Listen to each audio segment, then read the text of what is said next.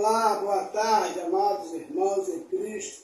Graça e paz do Senhor Jesus Cristo para todos os irmãos em Cristo, para toda a igreja que professa o nome do Senhor Jesus Cristo em toda a face da terra, o Evangelho de Jesus.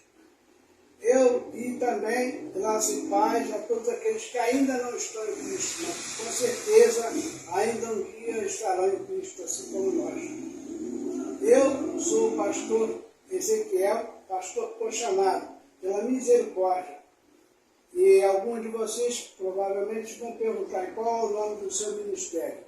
Veja bem, Deus, Ele não deu igreja para pastores, nem para presbíteros, nem para evangelistas, nem para diáconos, nem para missionários, nem para levitas. Ele deu pastores, evangelistas e apóstolos e mestres para a igreja, que é o corpo de Cristo. Certa feita, os apóstolos perguntaram alegremente, ou fizeram uma observação ao Senhor Jesus, alegre, que os espíritos eram expulsos, os espíritos imundos, os demônios eram expulsos por eles. E Jesus lhe respondeu, não vos alegrem, porque os espíritos vos submetem a vós, mas porque o reino de Deus é chegado a vós. Então, o ministério ele é de Deus.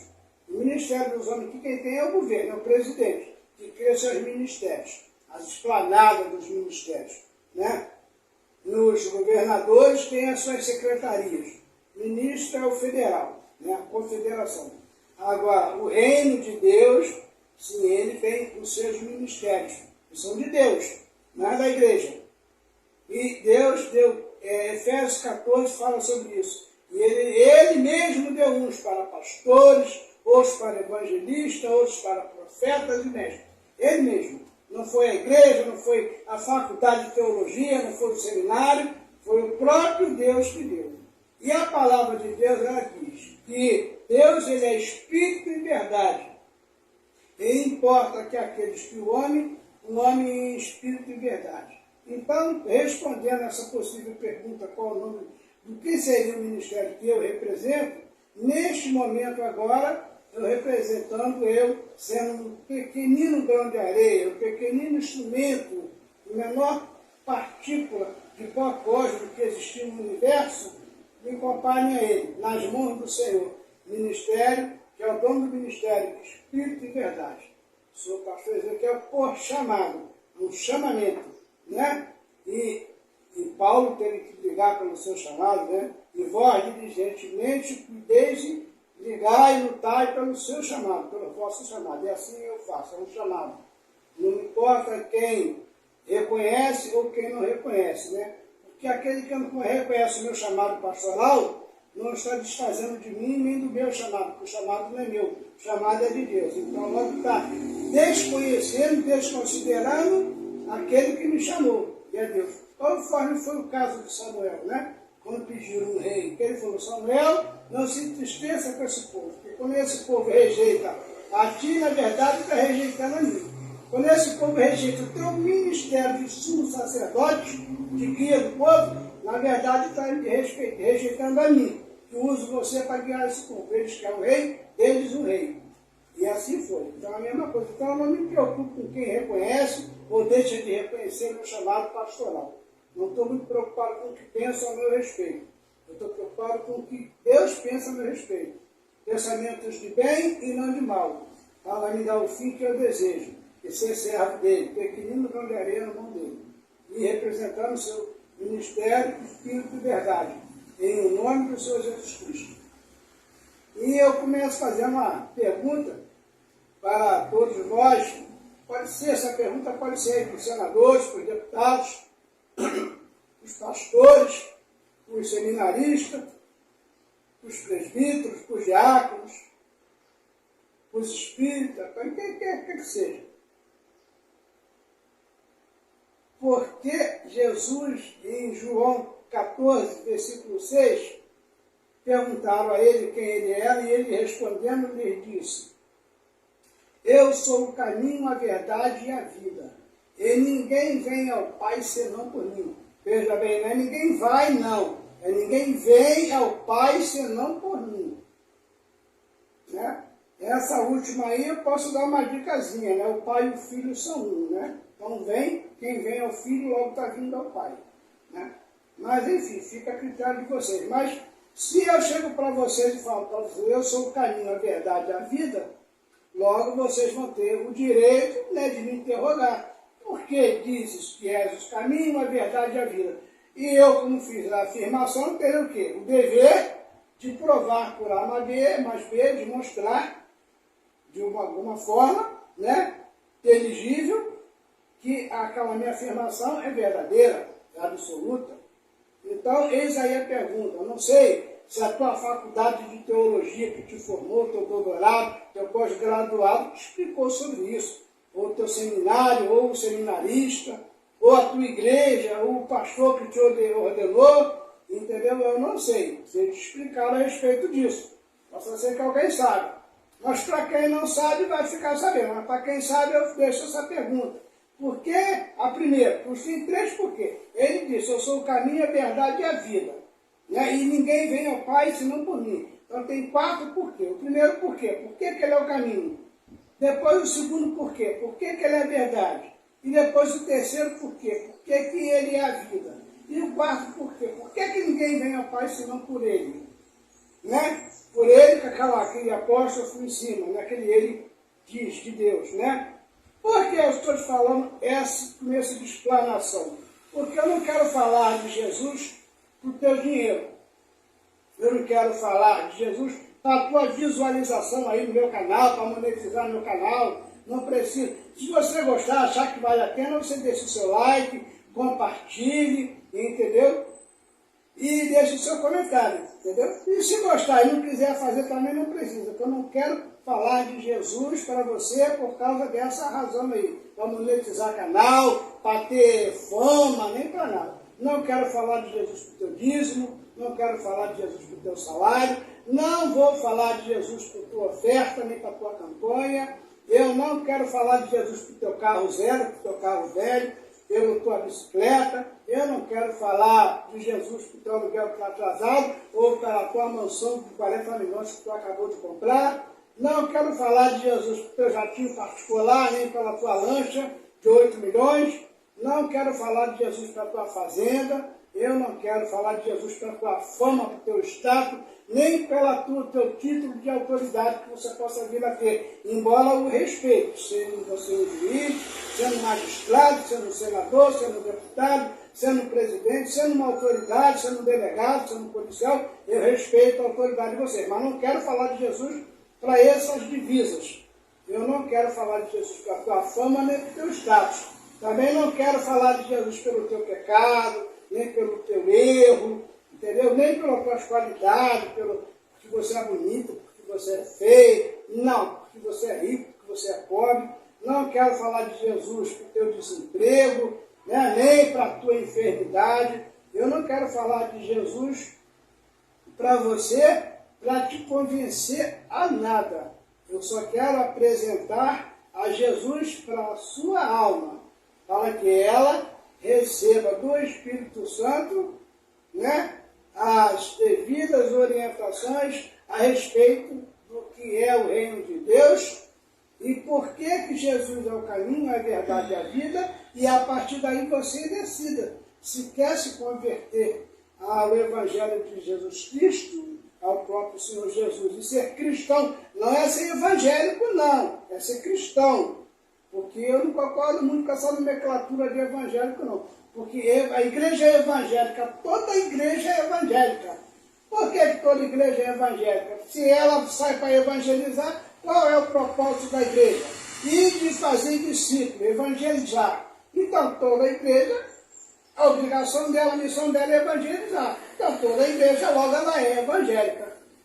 Entendeu? E o grupo que sai para fazer a missão da igreja evangélica é um grupo de evangelista. Esse grupo de evangelistas, membros dessa denominação, aceitaram como Senhor e Salvador, não foi o Evangelho, aceitou como Senhor e Salvador Jesus Cristo. Então, logo, eles são cristãos. Em Atos 11, 27 ou 26, na Antioquia, pela primeira vez, os discípulos de Jesus foram chamados de cristãos. Então, o coletivo de cristãos é cristandade, não é evangélico.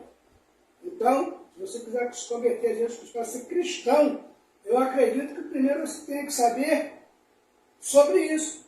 Por que eu vou aceitar Jesus como meu Senhor, Deus e Salvador e Redentor? Porque Ele disse que Ele é o caminho, mas por que Ele é o caminho? Então, para quem sabe, para quem não sabe, vai a primeira resposta do primeiro porquê. Por que Ele é o caminho? Ele é o caminho porque Ele é o exemplo de obediência incondicional à vontade do Pai, do Altíssimo. Em toda a trajetória dele, você vai encontrar várias vezes durante o Evangelho, no Novo Testamento, esta frase: eu não vim fazer a minha vontade, eu vim fazer a vontade do meu Pai. Né? Ou seja, redimir o pecado do mundo, lavar o pecado do Pai, tirar o pecado do mundo. Né? Como o anjo disse lá, né? O anjo Gabriel, né? Disse a Maria, né?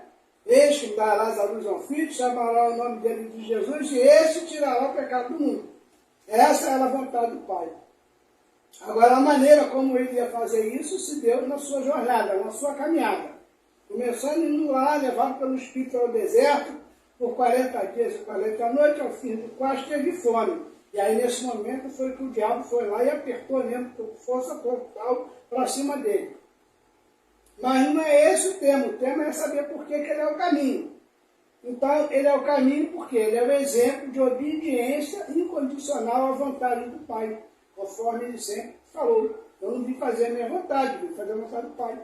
Antes dele ir para lá, para ser preso, para ser na cruz, ele foi lá orar. Deixou os seus 3 discípulos, né, que agora eram apóstolos, a um tiro de distância, né, um tiro de pedra, né? Então, você pegar uma geladeira, botar ou numa funda e dar um tiro de pedra, mais ou menos uns 100 metros, né? De distância, e foi lá e subiu. E lá ele falou: Pai, eu sei que tu pode, se quiseres, tira de mim esse cálice, mas antes seja feita a tua vontade. Olha aí, tá vendo? Por que ele é o caminho? Porque o caminho dele foi vir aqui para fazer a vontade, a obediência incondicional à vontade de Deus. Porque o pecado entrou no mundo por conta da desobediência. E o pecado agora vai ser tirado do mundo por conta da obediência incondicional. Do verbo de Deus, que era Deus, que se despiu de sua glória, se fez carne pecaminosa para ter um caminho santo, perfeito, uma vida, uma existência santa, perfeita e irrepreensível aos olhos do Pai e aos olhos dos homens, para servir como um exemplo, como um caminho, como uma vertente a ser seguida. Tanto que Pilatos teve que lavar a mão, não viu dolo nele, não viu nada. Ninguém pode chegar e dizer: não, ele pegou alguma coisa fiada na tenda, 1 quilo de tomate fiado lá para os apóstolos para eles comer lá, disse que ia pagar no dia seguinte, até hoje não pagou, ele é caloteiro. Não. Ninguém, não teve nenhuma acusação contra ele. A única coisa que puderam falar para ele é que ele curava leproso, botava ressuscitado de morte, que ele fazia milagre. Isso aí não é crime. Nem tampouco ele se colocou como rei de Roma, nem imperador, nem fez nenhum motim, nem nada. Quando Pilatos perguntou: mas diz que você é o rei dos judeus? Ele falou: não, tu não dizes que eu sou. Ele falou: tu dizes que eu sou. Aí Pilatos, como se você iria traduzir isso aí? Como é que ele fala isso para Pilatos? Tu dizes que eu sou. Porque você está me julgando, porque disseram para tu que eu disse que eu sou rei. Se você está me julgando por conta disso, significa que você está dizendo que eu sou rei. Porque senão não tem acusação contra mim. Tu já viu quando você chega numa interrogatório, numa delegacia? Aí você pergunta: em que eu sou acusado? Aí o delegado: não, você não está sendo acusado de nada. Então até logo, eu estou indo embora, eu estou preso? Não. Para eu estar preso tem que ter um motivo. Qual é a acusação? Não, você só está sendo interrogado porque é suspeito. Todo suspeito é inocente até que se prove o contrário, e cabe ao acusador o ônus da prova. Então, se eu não levar a mão, acabou o assunto. Daqui para frente, só o meu advogado presente. Do contrário, estou indo embora. Passar bem. É desse jeito, é assim. E Pilatos, sabendo disso, que lavou a mão, porque saberia que iria ser sacrificado num sacrifício perfeito, que o sacerdote antes de imolar os sacrifícios a Deus lá para cobrir o pecado do povo, eles tinham que lavar suas mãos. Lavai as mãos, limpai as mãos aos pecadores. Está aí no Novo Testamento também. Então Pilatos fez o quê? Esse homem é santo, esse homem ele é um homem perfeito, teve uma vida perfeita, não tem nenhuma acusação. Porque ele não chegou até ali, nada não. Pilatos já estava investigando aquela passagem dele por algum tempo, para chegar, porque ele já sabia que chegaria naquele momento ali, entendeu? E intensificou mais ainda tudo que tinha a respeito dele, nada foi encontrado. E ele, então, se a igreja, que ele próprio representa, o povo judeu, quer sacrificá-lo, acredito que será um sacrifício perfeito. Então, se está em minha mão decidir, eu vou lavar minhas mãos e vou passar a bola. Vou passar a bola para o povo dele decidir. Como eu costumo fazer aqui um perdão judicial, digamos assim, eu vou botar os dois aqui e o povo vai decidir, Barrabás ou ele. Aí apresentou Barrabás, o criminoso, o fascínio, o escarnecedor, o criminoso, o assassino, o patricida, e o terrorista, e aqui é Jesus de Nazaré, o que curava, ressuscitava e falava do amor. Quem você escolhe? E escolheram soltar Barrabás. O próprio povo de Deus, que trouxe o pecado ao mundo, porque foi Adão que fez o povo de Deus, foi Deus que fez Adão, que é onde começou o povo de Deus. Esse próprio povo de Deus agora iria fazer o sacrifício perfeito, escolhendo Jesus para ser sacrificado pelo pecado deles.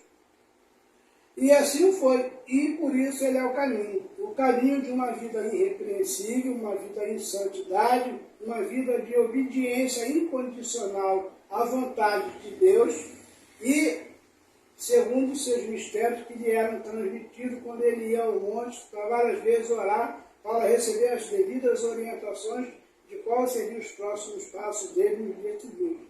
E não é diferente hoje, existem os mistérios de Deus. Tem a palavra insta, mas na própria palavra insta fala sobre os mistérios. Revelarei mistérios profundos que ainda não conheces. Então tem os mistérios de Deus, com cada um.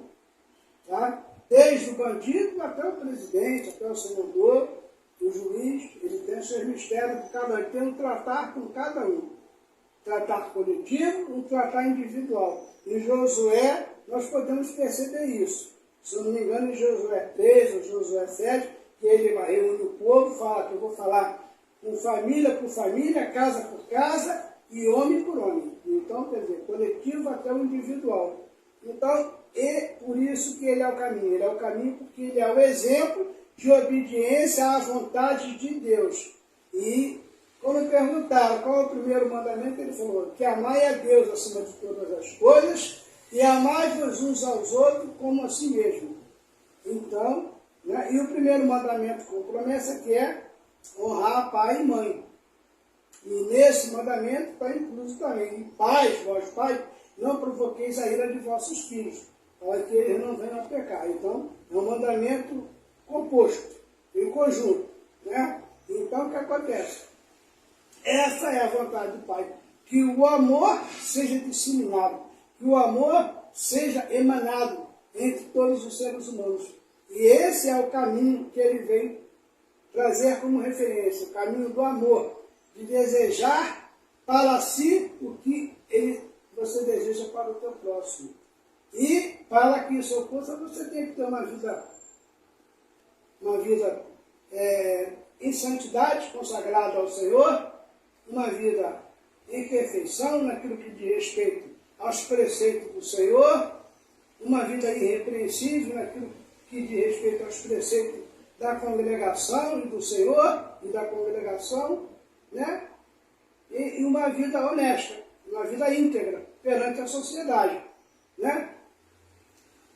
Somos pecadores, somos, mas aperfeiçoados somos em Cristo. E ainda que sejamos pecadores, Ele morreu por nós, sendo nós ainda pecadores. Somos lavados e remidos no sangue do Senhor. E nenhuma condenação há para quem está em Cristo. É culpado? Tá, ele é culpado, mas não vai ser condenado, não tem sentença, porque ele está em Cristo. O pecado dele está justificado em Cristo. Então, por isso que ele é o caminho. O exemplo de obediência à vontade de Deus. E muitas das vezes, o próprio povo, estou falando essa pregação, ela não é para o espírito candomblessista, o umbandista, não é para o kardecista, é para o povo de Deus, para os evangélicos e também para os cristãos. Porque em todo tempo, Deus, lá na Bíblia, ele fala para o povo dele. Ele fala para o povo dele sobre os outros povos, mas ele fala para o povo dele. O que ele vai fazer com os outros povos, ele fala, mas ele fala com o povo dele. E manda o profeta lá falar, avisar. Então, é para o povo de Deus, para o povo da igreja. E muitas das vezes estão querendo seguir os seus próprios caminhos, usando e manipulando os versículos e a palavra de Deus segundo suas conveniências, segundo os seus interesses. Fazendo panelinha, a igreja agora é do pastor, o ministério é o filho do pastor, é a filha do pastor, é só ele, só aquela panelinha ali. Agora virou patrimônio da família, a congregação, não é mais da comunidade. A igreja não é da comunidade, a igreja é do pastor, da mulher do pastor, da cunhada do pastor, da irmã do pastor, do sobrinho do pastor, do tio do pastor, do filho do pastor, da filha do pastor, do primo do pastor, do sogro do pastor, da sogra do pastor, mas não é da comunidade. Então, alguém chegar ali em cima daquele altar, ó, desculpa o termo, mas para falar o português largado, tem que puxar o saco do pastor. É o português claro, é desse jeito aí mesmo. Está entendendo? É desse jeito aí. Ou segundo a vontade de Deus. E aí, quando ele não concorda com alguma coisa, ele é considerado rebelde. Vai ficar ali e falar mal do ministério? Vai ficar ali e falar mal da denominação? Não. Afasta. Fica tudo bem. Boa para ambas as partes. E segue o seu chamado, segue o seu caminho. Como é o meu caso, que hoje já há 4 para 5 anos, simpatizadamente, e muito, muito bem acolhido, com muito amor e muito carinho, pela denominação, né? A Assembleia de Deus, Obra da Restauração, pastor-presidente, pastor Roberto Dias, vice-presidente, a missionária Kessi Dias, e todo o ministério, eu e minha família e as ovelhas que lá eu apresento, muito bem acolhidos, com muito amor, com muito carinho. Eles respeitam e consideram o meu chamado, entendem, com certeza deve ter sido testificado pelo Espírito Santo, e por aclamação da igreja, o meu chamado pastoral, e visito muitas igrejas por aí pregando, levando a levita Luana Santos, que é esta que está editando o vídeo, para louvar, para tocar teclado, e sempre representando o Ministério Obra da Restauração. Não estou falando para agradar o pastor Roberto, nem para agradar a denominação, não, mas para dar testemunho de humildade desse ministério, onde verdadeiramente eu vejo que todos têm valor ali, sem acepção de pessoa, pela liderança do pastor Roberto Dias. Eu não vejo panelinha ali. Tem valor? Tem. Se esforçou para ter valor, ele vai dar o valor. Não se esforçou, vai ser bem-vindo, mas vai ficar lá no canto. Aí é cada um que só cada um. Tem aquele que não quer chegar a lugar nenhum também. Ele não vai obrigar, lógico. Entendeu? Mas é isso. E aí, esse é o caminho. O primeiro porquê. Caminho de obediência à vontade de Deus. Agora o segundo porquê. Aí eu falo, por que ele é verdade? Por que ele é verdade? Porque ele é a manifestação da promessa de Deus de que enviaria o Cristo, o Messias.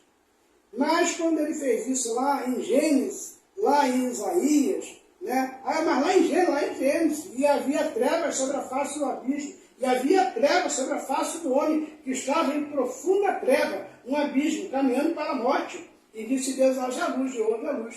E Jesus, ele é o quê? Ele é a luz que alumia todo homem que vem ao mundo. Ele disse, Jesus, eu sou a luz do mundo. Então lá em Gênesis ele já fala de Jesus. E fala em Isaías, fala em Jeremias, fala em tantos outros. Não vamos estar aqui buscando versículo por versículo. Mas você que é teólogo, que é doutor, sabe muito bem disso. Né? Eu não estou dizendo que está dizendo que está sendo pregado para os evangélicos, os cristãos, né? Os maiorais, um dos tais, para um dos tais. Poderá dizer também, nós somos um dos tais, um dos tais, um dos tais. Então, é isso, estou dizendo para esse, pregação é para esse. Por que ele é verdade? Ele é verdade porque ele é a manifestação da promessa de Deus de salvação para o mundo que estava morto, para Deus.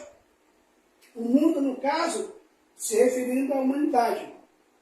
Certa feita, um jovem chega para Jesus e diz: Senhor, deixa lá que eu vá enterrar o meu pai e volte e siga-te. E disse-lhe Jesus, respondendo-lhe: Deixe os mortos enterrar os mortos, e siga-me. Ora, tu já viu algum defunto levantar para enterrar outro defunto? Não. O que ele estava se referindo, todos aqueles que estavam ali para enterrar aquele pai daquele menino, que estava morto para Deus, eles também estão mortos para Deus. Mas aquele menino estava agora com uma oportunidade de passar a ter a vida eterna segundo a Jesus. Porque aquele que nele crê, ainda que morra, viverá novamente. Não é assim? Porque ele é o caminho, a verdade, e ele é o que? A vida. Se você segue a vida, logo você não morre, você não conhecerá a morte. O próprio Jesus diz lá, né, em certo versículo, né, tem muitos aqui que nem conhecerão a morte física, serão transladados diretamente. É muito caso de muitos desaparecidos que a polícia não acha, que ninguém acha, é um mistério, ninguém sabe, muitos foram transladados. E a família não sabe, está achando até tanta coisa que aconteceu, está achando de repente que foi assassinado, não. Aí encontrou tudo, encontrou carro, encontrou celular, encontrou documento, encontrou chave, encontrou chinelo, encontrou tudo, mas não encontrou o carro. Está mandado, não se sabe. Muitos dentro de vós aqui não conheceram a morte. O próprio Jesus afirma isso.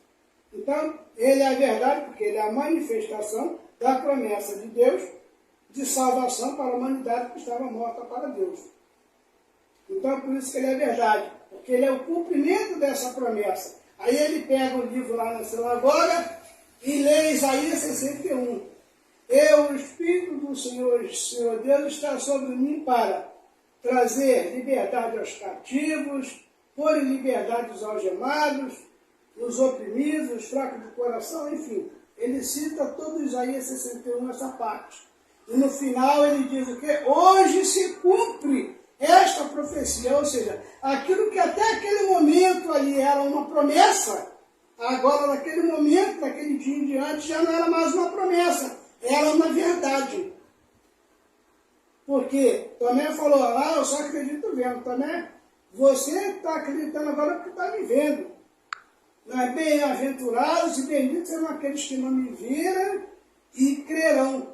Mas vem cá, toca aqui, ó. Olha a minha mão furada, olha essa aqui, toca aqui do lado. Vê se tem ferida, tem. Sou eu mesmo. E depois levou o discípulo lá, na despedida dele, assou o peixe, e para que você não fique com medo dizendo que eu sou um espírito, eu vou comer peixe com vocês. Espírito não come, come? Não. Está aí na Bíblia, não está? Então ele mostrou que ele é Deus, que ele é filho de Deus, que ele é a vida. Como ele mesmo fala, eu a dou e eu mesmo estamos de volta. Então, por isso que ele é verdade, porque ele é o cumprimento daquela promessa. Ou seja, digamos que eu prometo, hipoteticamente, é claro, que o primeiro de vocês que ligar para o meu canal aí e dizer, eu recebo, creio que Jesus é o Filho de Deus, eu prometo que na segunda-feira, dia 15 de janeiro de 2024, às 14 horas da tarde, eu vou dar 10 milhões de reais. Hipoteticamente falando, até dia 15 de janeiro de 2024, até as 14 horas da tarde, será uma promessa.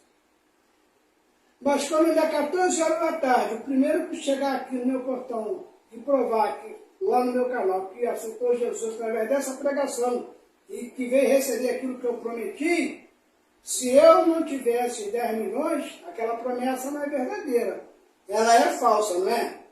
Mas se ele chegar e eu abrir a sacola, está aqui os 10 milhões prometidos. Quando ele pegar aquele olhar, as notas e tocar, é verdade, está aqui, eu estou tocando. Não é abstrato, é concreto.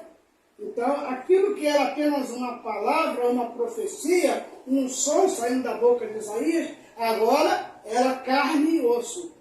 E o verbo se fez carne. E a palavra profetizada agora se manifestou em carne.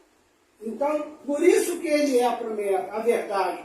Porque ele é a manifestação da verdade, da promessa de Deus de salvação para o mundo, para a humanidade que estava morta para Deus. E por que ele é a vida? Já o terceiro porquê. Ele é a vida exatamente por causa disso. Porque ele é o verbo de Deus, ele é a ação de Deus, ele é a palavra de Deus, ele é o amor de Deus. Efésios 3,17, e o amor de Deus habita em vós. Então, ele é o próprio Deus, ele é o Pai, ele é o Filho unigênito do Pai. Ele não é primogênito, ele é unigênito. Quando ele foi batizado no Rio Jordão, em forma corpórea de uma pomba, desceu sobre ele o Espírito Santo e João viu. E a voz bradou do alto: este é meu filho amado em quem eu me comprazo. Ou seja, se compraz em quem? Ou seja, compartilha o prazer da vida. Compartilha o prazer da existência. Ou seja, ele não é primogênito, é unigênito. Ele se une ao Pai. Né? Ele e o Pai são... É por isso que ele fala, né? Eu sou o caminho, a verdade e a vida. Por que ele é a vida? Aí, vou voltar lá no começo, quando ele foi ao deserto, que ele teve fome. Que o diabo falou: transforma esse pão, essas pedras em pães. E ele fala o quê? Também está escrito que nem só de pão viverá o homem, mas de toda a palavra que sai da boca de Deus. Ora, Jesus, ele é a ação, ele é o verbo, ele é a ação de Deus, ele é a manifestação da vontade de Deus, da criação daquilo que Deus quiser criar. E o Espírito Santo é o fio condutor desse poder, que é Jesus Cristo, que é o próprio poder de Deus, que é a ação, que é o verbo de Deus, que se fez carne. Então, toda a palavra que sai da boca de Deus, ele é Jesus. Todas as coisas foram feitas por ele, nada do que foi feito se fez, e tudo se converge nele, para que ele seja um em nós, e todos nós sejamos um nele. Olha, tudo se converge nele. Então, quando ele fala que nem só de pão viverá o homem, mais que toda a palavra que sai da boca de Deus, significa comerá e viverá o homem, mais do próprio Jesus, que é o verbo de Deus. Quando você come um bife de filé, você está comendo de Jesus. Da palavra que sai da boca de Deus, que disse Deus: terra produz a gado, e produziu a vaca, o boi, e ali se abate, aí você tem a alcatra, tem o filé, tem o patinho, tem o lombinho. Quando você come o frango assado, está comendo da palavra que sai da boca de Deus, produz a terra aves.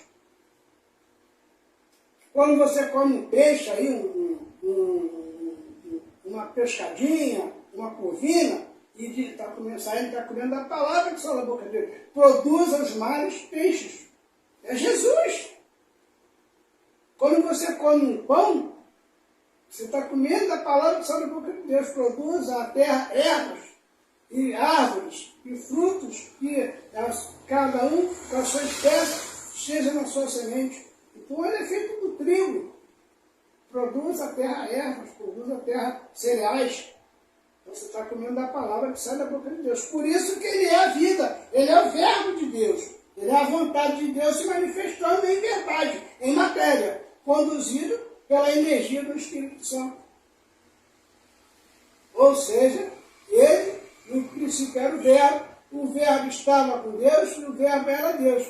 E o verbo se fez carne e habitou entre nós. Ó, aquilo que era verbo, que era a ação, trazendo do abstrato, materializando através da energia conduzida pelo Espírito Santo do poder de Deus, que é a própria palavra dele, que é a própria ação dele, Jesus, agora se transformou em carne. Morreu carne pecaminosa e ressuscitou espírito vivificante. E aí você vai em Romanos 8,16 e ele afirma: e o próprio Espírito testifica com o nosso espírito que nós somos filhos de Deus. Ou seja, que agora você recebeu o Espírito vivificante de Jesus, que habita em vocês, que é o amor de Deus. Que Jesus, ele não tem amor, ele é o próprio amor de Deus. O poder de Deus é amor. Deus é amor, não é? Deus é poder, Deus é amor. O amor é o maior dos dons, o maior dos poderes. E o amor de Deus, que é o Espírito de Deus, habita em vós. E aquele velho espírito do Adão, ele saiu de vós, foi batizado, passou pela água, saiu. Despojado, despôs do velho homem, do velho espírito. Para que a tua alma seja salva. E aí você recebe o Espírito de Jesus, aí passa por um tratamento do Espírito Santo, na igreja, os anjos limpando, né? Os pescadores lavando a rede, devolvendo os peixes bons para a praia, aqueles que estavam podres jogar para a areia, para ser queimado, não é assim? Então assim, vai, tira os defeitos, vai limpando, aí depois você recebe o quê? Recebe o selo do Espírito Santo, o Espírito de Jesus, o Espírito vivificante, o amor de Deus passa a habitar em você, e aí repousa sobre você o Espírito Santo, o selo do Espírito Santo. E agora você o quê? É filho de Deus. Por quê? Porque a tua alma agora é guiada pelo Espírito do Filho de Deus, pelo Espírito de Jesus que habita em vocês. Isaías 43, 14. Como um animal que desce ao vale e chega lá embaixo, né? E encontra pastos verdejantes e água fresca e sombra para descansar, assim guiou Deus o seu povo pelo Espírito. Pelo seu próprio Espírito. Agora, aquele animal que não quis descer o morro lá para beber a água fresquinha lá, do jeito guiado pelo Espírito de Deus, ou seja, não quis descer assim em zigue-zague, resolveu chegar primeiro que os outros, assim, ó, no meio do caminho tropeçou, quebrou o pescoço, perna, ficou no meio do caminho mesmo. Entendeu? Mas aquele animal que foi guiado pelo Espírito, quando você vai viajar, que pega aquelas estradas longas, que elas ficam fazendo aquelas voltas assim, tipo um caracol, aí você vê lá no morro assim, você vê uma vaca, né? Aí é a parte da manhã, você está vendo lá, está lá. Aí, 2 horas depois, 2 horas e meia, aí você passa por um outro ponto, mais embaixo da estrada, que dá aquele mesmo ângulo. Mas aquela vaca já não está lá, ela já está uns 30 metros mais para baixo. E talvez mais para frente um pouquinho. Mais para frente. Quando você chegar lá perto do teu destino, mais 1h30 depois, ou seja, 4 horas de viagem, aquela vaca já não está lá, e nem naquela ela está mais 30 metros, quase cá embaixo, para já cá na ponta de cá. O que significa que ela fez esse movimento, zigue-zague, para chegar lá embaixo. Mas aquele que você viu lá que estava descendo assim, se você olhar bem, ele deve estar lá no meio do galho de uma árvore, lá todo enforcado, todo arrebentado, todo quebrado, pescoço quebrado, porque não quis ser guiado pelo Espírito Santo. E por que não quis ser guiado pelo Espírito Santo? Porque não recebeu, não deixou ser aperfeiçoado em Cristo, para receber a mente de Cristo. Tornai-vos pela mente de Cristo. Não é? Então, e Jesus afirma isso, né? A estratégia de Satanás, o espírito imundo, quando sai do homem, vaga por lugares áridos, e não tendo onde repousar, volta para a sua casa. Encontrando-a varrida e vazia, ele vai lá e pega 7 espíritos pior do que ele, e vai e invade aquela casa. E o estado daquela pessoa é pior do que a primeira. Por quê? Porque a igreja tratou, o Espírito Santo tratou, os anjos tratou, mas recusou-se a aceitar o Espírito do Filho de Deus. Então ficou o corpo e a alma, mas sem liderança, sem orientação, sem mentoria do Espírito, sem ser guiado pelo Espírito do Filho de Deus. Segundo o parecer do Espírito Santo. Jesus fala sobre isso, a missão do Consolador, que é o Espírito Santo. E ele não se gloriará a si mesmo, mas dirá e falar tudo o que receber de mim. Ou seja, o Espírito Santo, ele não faz o que ele quer do jeito que ele quer, ele faz tudo aquilo que o Pai determina ao Filho, que é Jesus, que repassa para ele. Ele não se gloriará, porque ele é glorificado no próprio Filho e no próprio Pai. Porque ele é o Filho condutor. Porque o Pai e o Filho são um. Na passagem de Lázaro, você ficou bem claro isso, né?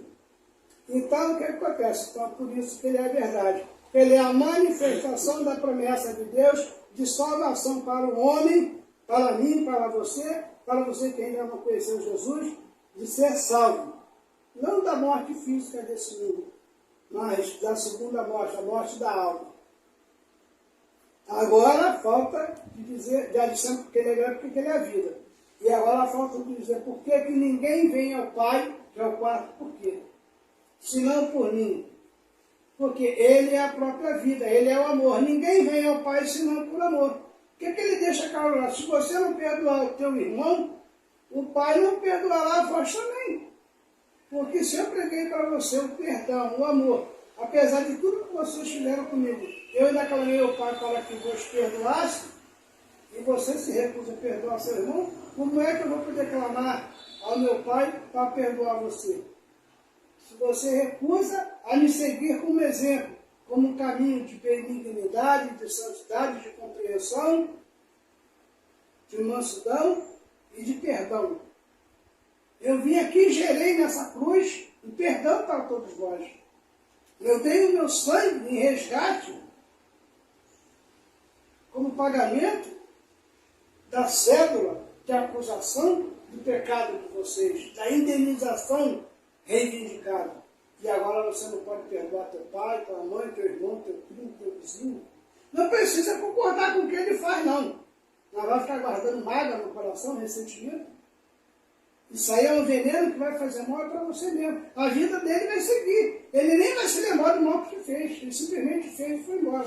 Nem sabe o dano que ele te causou. Mas você continua com aquela dor, com aquela mágoa ali. Você está fazendo mal para você porque está impedindo de liberar. Quando você se nega, endurece o seu coração para negar o perdão, você está dizendo para Jesus que você não quer cumprir o mandamento dele.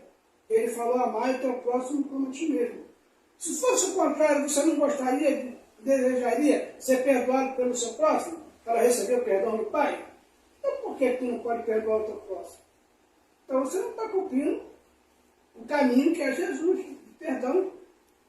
O caminho de Jesus que é o amor. O amor tudo suporta. O amor tudo espera. O amor não se ufana. O amor não se ensoberbece. Né?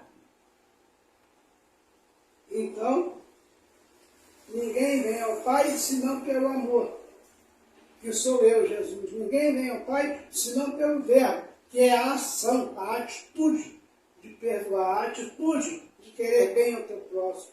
Ninguém vem ao Pai senão por amar, em primeiro lugar, ao Pai, a Deus. E você não tem como expressar isso se você não professar e não se converter, acreditando que verdadeiramente Jesus é o Filho de Deus. Porque ele veio para os seus, e os seus não o receberam. Mas a todos quanto o receberam, deu-lhes o poder de serem o quê? Feitos filhos de Deus. Ó, não são filhos de Deus, são criaturas de Deus. Mas a partir do momento que você se converte e aceita Jesus como teu verdadeiro Deus, e Salvador, e Redentor, e Filho de Deus, você professa isso com a tua língua e dobra o teu joelho com essa adoração a Ele, você agora está sendo feito um Filho de Deus, por adoção, em Cristo. Herdeiros de Deus e co-herdeiros de Deus em Cristo. Então ele tem os filhos próprios, primeiro o judeu, depois o grego. E quanto a vós outros, os gentios, também aceitou, é por adoção. Tem os legítimos e os de adoção. Por que os legítimos? Porque ele falou, criarei um povo para o meu nome. Então, são os judeus. É legítimo porque foi criado um povo para o nome de Deus. E Israel. Entendeu? Mas agora, por isso primeiro o judeu, que é o Israel. Depois o grego, depois a conta a vós outros. Aí já está falando os restos das nações, os gentios. Que aceitaram a Jesus, que é a vida. Ele vai ter acesso ao Pai. Porque ninguém viu ao Pai senão ao Filho. Mas o Filho é quem revela o Pai através dele. Quem vê o Filho vê o Pai. Porque o Pai e o Filho são um. É por isso que são os 3, 4 porquês. É por isso que Jesus é o caminho, é a verdade e a vida. E é por esta razão que ninguém vem ao Pai senão por ele. Entende? E ser cristão é andar como Jesus amou. Seguindo o seu caminho, a sua verdade e vivendo a vida por fé. O justo viverá por fé. E se convertendo nele para receber o dom da vida eterna. É andar como Jesus andou. Como diz o nosso grande amigo e poeta de Cristo Jesus, Sérgio Lopes. Fica essa cortesia para vós aí. A graça de Deus, um ótimo final de semana, de começo de semana, para todos os irmãos amados em Cristo. Agradeço aí a todas as igrejas as quais já me receberam e honraram o chamado que Deus me deu de pastor, e aquelas também que não honraram, mas que me receberam como visitante, a minha família, a Levita Luana Santos, e agradeço ao pastor Roberto Dias, o meu pastor, pastor Robson Barros, pastora Valéria Barros, a mim, Ministério Internacional Nova Esperança, que é a igreja onde eu fui gerado fruto do Espírito, a minha esposa, Jacolusa Margarida, e a Levita Luana Santos. E você que gostou dessa explanação, deixe o seu like, compartilhe e deixe seu comentário. Agradeço a todos que estão assistindo, o Raimundo, a Paula, a Ana Lídia e o Fábio Melo. Um abraço aí a todos, né? E tem alguns outros aqui que não dá para visualizar, mas que estão também assistindo essa pregação. Deixa sua mensagem aí, né? Deus, né, a consolação, as doces consolações do Espírito Santo, em o nome do Senhor Jesus Cristo, pelo poder de Deus, se manifesta na vida de cada irmão, né? Agora e sempre, e a toda a igreja, em toda a face da terra, em nome do Senhor Jesus Cristo. Amém. Deus vos abençoe. E né, nós dizemos amém. Glória a Deus.